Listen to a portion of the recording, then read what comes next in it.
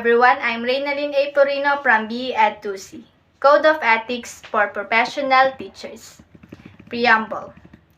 Teachers are duly licensed professionals who possess dignity and reputation with high moral values as well as technical and professional competence in the practice of their novel professions. They strictly adhere to observe and practice this set of ethical and moral principles, standards, and values. Article 1. Scope and Limitations, Section 1. The Philippines Constitution provides that all educational institutions shall offer quality education for all competent teachers committed of its full realization. The provision of this code shall apply, therefore, to all teachers in schools in the Philippines. Section 2.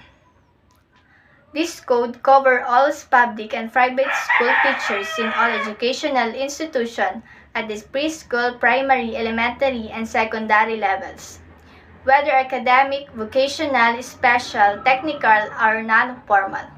The term teacher shall include industrial arts or vocational teachers and all other persons performing supervisory and or administrative functions in all school at the aforesaid levels, whether on full-time or part-time basis. Article 2. The teacher and the state. Section 1.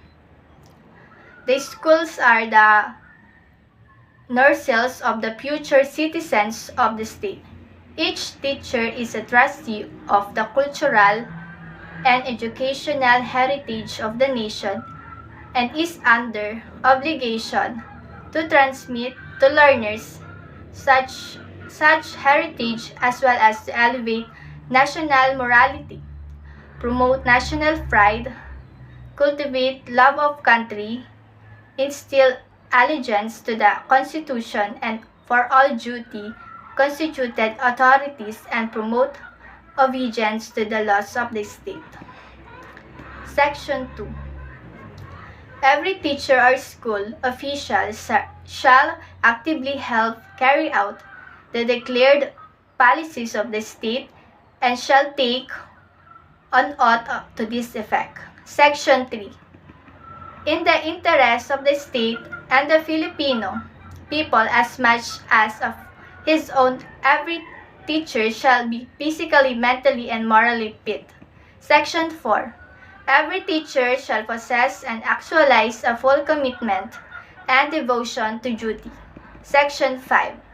A teacher shall not engage in the promotion of any political, religious, or other partisan interests, and shall not directly or indirectly solicit, require, collect, or receive any money or service or other valuable material from any person or entity for such purposes. Section 6.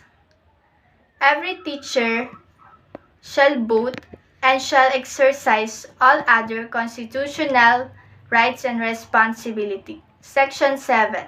A teacher shall not use his position or facial authority or influences to coerce any other person to follow any political course of action. Section 8. Every teacher shall enjoy academic freedom and shall privilege of expounding the product of his researches and investigations, provided that if the results are inimical to the declared policies of the state, they shall be brought to the proper authorities for appropriate remedial action. Article 3. The teacher and the community. Section 1. A teacher is a facilitator of learning of the development of the youth.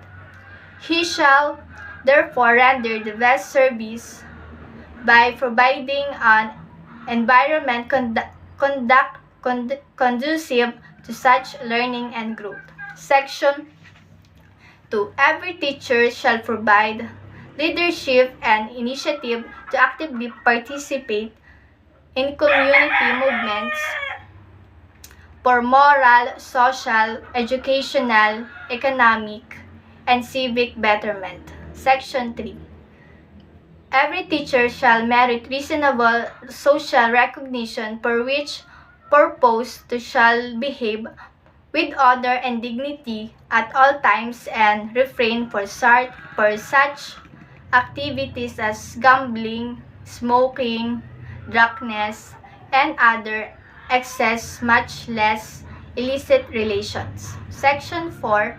Every teacher shall live for and with the community and shall therefore study and understand local customs and tradition in order to have sympathetic attitude, therefore refrain from disparaging the community. Section 5. Every teacher shall help the school keep the people in the community informed about the school's work and accomplishments as well as its needs and problems. Section 6.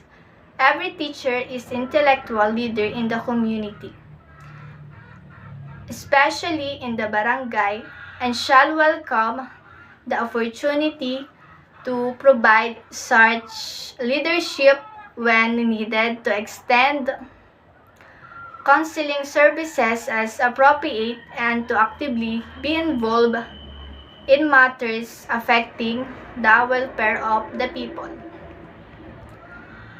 Section 7. Every teacher shall maintain harmonious and pleasant personal and official relations with other professionals, with government officials, and with people individually or collectively. Section 8. A teacher possesses prompt to attend church and worships as appropriate, but shall not use his positions and influence to proselyte others. Article 5. A teacher and the profession. Section 1. Every teacher shall actively ensure that teaching is the noblest profession and shall manifest genuine enthusiasm and pride in teaching as a noble calling. Section 2. Every teacher shall uphold the highest possible standards of quality education, shall make the best preparations for the career of teaching, and shall be at his best at all times in the practice of his profession. Section 3. Every teacher shall participate in the Continuing Professional Education or CPE program of the Professional Regulation Commission and shall pursue such other studies as will improve his efficiency, enhance the prestige of the profession, and strengthen his competence, virtues, and productivity in order to be nationally and internationally competitive.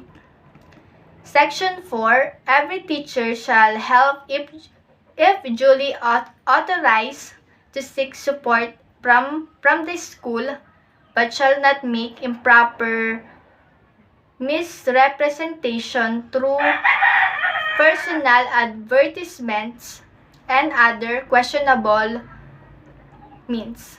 Section 5. Every teacher shall use the teaching profession in a manner that makes it dignified means for earning a decent living. Article 6. The teachers and the profession.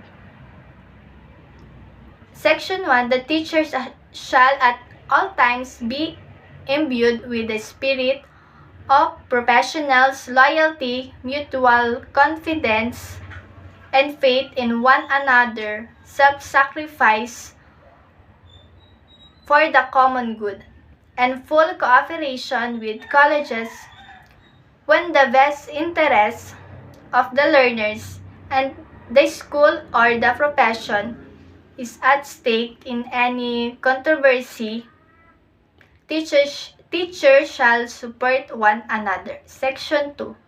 A teacher is not entitled to claim credit or work of his own and shall give due credit for the work of others he may use.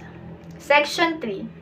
Before leaving his position, a teacher shall organize for whoever assumes the position such records and other data as necessary to carry on the work. Section 4. A teacher shall hold inviolate all confidential information concerning associates and the school and shall not divulge to anyone documents which has not been officially released or remove records from the files without permission. Section 5. It shall be the responsibility of every teacher to seek correctives for what he may appear to be an unprofessional and unethical conduct of any associates. However, this may be done only if there is incontrovertible evidence of such conduct. Section 6. A teacher may submit to the proper authorities and any justifiable criticism against an associate, preferably in writing, without violating the right of the individual concerned. Section 7.